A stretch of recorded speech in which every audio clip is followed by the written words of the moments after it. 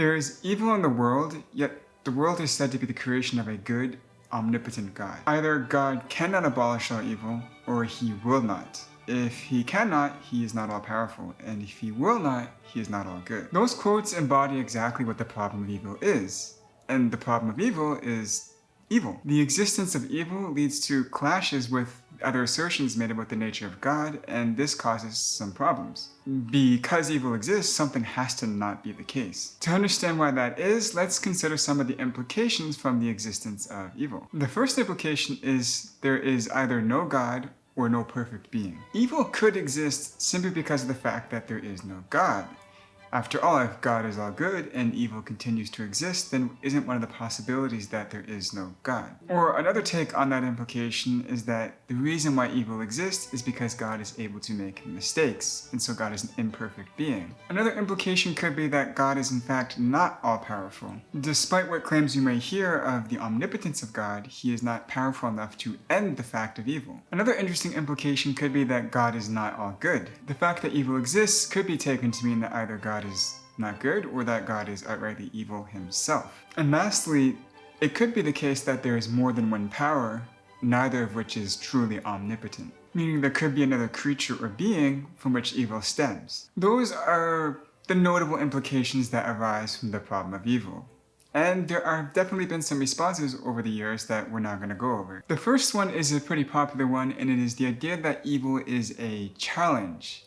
Evil meaning all misfortunes that happen to man are a way to test you. Economic hardship would be a test on our charitability and goodwill. Wrongdoings onto us are a way to test our ability for forgiveness. And sickness and death are ways to test our faith and commitment. So for some, evil is not a flaw or a mistake or even a bad implication for the nature of God. It is there by design and it is meant to test us. But of course the next question is, how satisfactory of an answer is that? And some anti-theists, or you could say atheists, have raised some doubts towards such a response. For starters, it is hard to actually understand how losing your sense of reality is meant to be a test. Some people who suffer from severe mental health disorders struggle to recall their own identity, yet maintain some kind of coherent narrative throughout their life.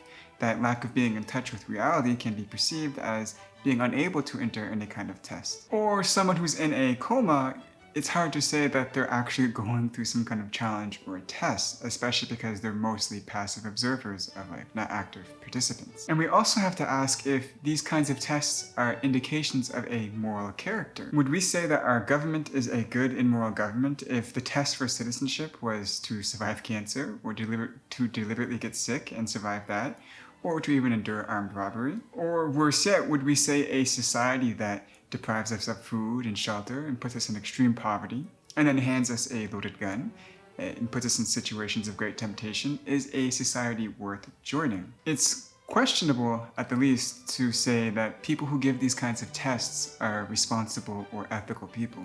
Another response is that God is not omnipotent. This response argues that God has done the best he can, and that he can in fact not do better because he's not all-powerful. Which in this case means the evil that we do see is usually a direct consequence of humans and their endeavors, not something that was caused by God. Which to some extent does solve the problem of evil, but it does raise other problems. Questions like, where do God's powers begin and end arise as a result of that response? Or another one is God truly the uncaused cause, since he arguably did not cause the evil to exist? Or is God the prime mover? So although that response does solve the problem of evil to some extent, it goes against some of the other claims of God, such as God being omnipotent, which then has to make you rethink all of your theology. Another popular response is to argue that evil is not real. What we ordinarily call evil is, to the contrary, not evil whatsoever. It's simply a mistake in our judgment due to the short-sightedness of our own point of view. For instance, when we watch a sculptor chisel away at a stone, we eventually come to bear witness to the great piece of art that he has created. Yet if we move our point of view to that of an ant, then the ant doesn't see art. The ant sees chaos and violence. They see falling rocks, heavy shakes, and a lot of dust. We are like the ants in that analogy, and that we cannot see, because of our limited point of view, the creation or the artwork of God. We're mistaken in our judgment. When we think we see violence, it is in fact art. But as some have pointed out, this leads us to make conclusions about the nature of aesthetics that may in itself be evil. For instance, the idea that it is morally permissible to harm others for the sake of a grander aesthetic vision. Or another question would be, if God is truly omnipotent, then why can he not create without harming others?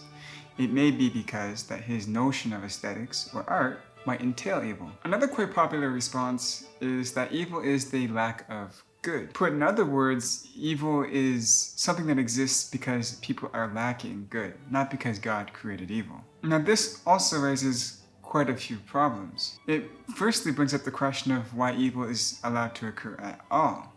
Although you could argue that God isn't causing the evil because it's a lack of good and God is all good, it does beg the question, why is the evil still occurring? It also moves the notion of evil into a less moral category, because, for example, you could say that having vision is a good thing, but does that then mean those who are born without vision are somehow evil because they're lacking a good? In general, I don't think that response actually solves the problem of evil. I think it moves the question back and raises further problems. Another possible solution to the problem of evil, which I think this is probably one of the more sophisticated ones, is natural laws.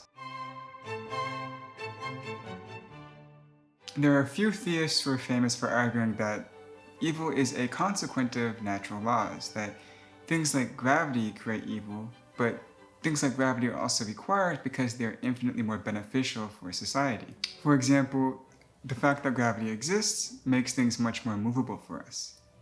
But also because the gravity exists means things like landslides will also happen. Theists who argue for this proof have also gone on to say that if an undeserved harm happens to you as a result of one of these natural laws, that you'll be rewarded in the afterlife in proportion to the undeserved harm. Which sounds great in theory, but if you think about it, it doesn't actually solve the problem. Undeserved harm is still undeserved harm.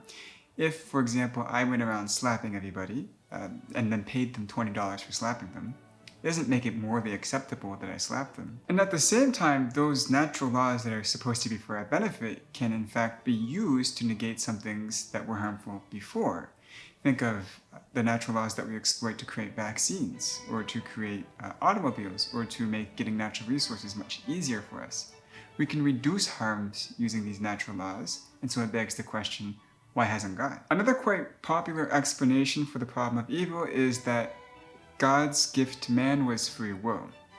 But this response raises a lot of questions that tend not to be answered. For starters, if you, say, place a person in a room and there's 10 pieces of candy in that room and 5 of them are poison, aren't you a little bit irresponsible for placing the person in the room? Or by the same reasoning, if you're a parent and you have a child and you give them 50 pieces of candy, they might eat the 50 pieces of candy by their own free will, but some responsibility is on your hands because you knew the odds of misuse were quite high. And then when you add on to those 2 points, the fact that humans are pretty ignorant in general, we're very limited with what we can infer and what we can reason from situations, and so why give a gift that can't be utilized properly to someone? Especially when there's a risk for them of getting harmed as a result of using it.